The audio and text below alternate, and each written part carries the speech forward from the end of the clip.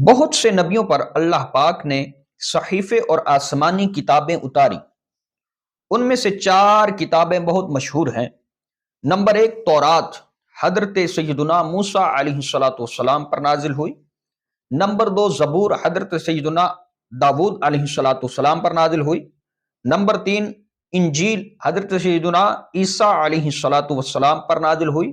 Number 4 قرآن عظیم، جو سب سے افضل کتاب ہے، سب سے افضل رسول حضور پر نور احمد مجتبی محمد مصطفیٰ صلی اللہ علیہ وآلہ وسلم پر نازل ہوئی۔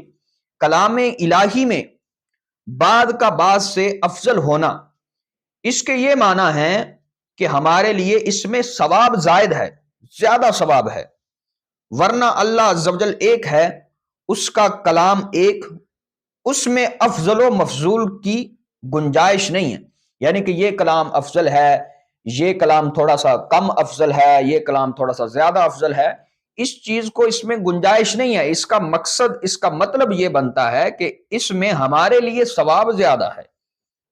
صلو علی الحبیب صلی اللہ تعالی علی محمد صلی اللہ تعالی علیہ وآلہ وسلم۔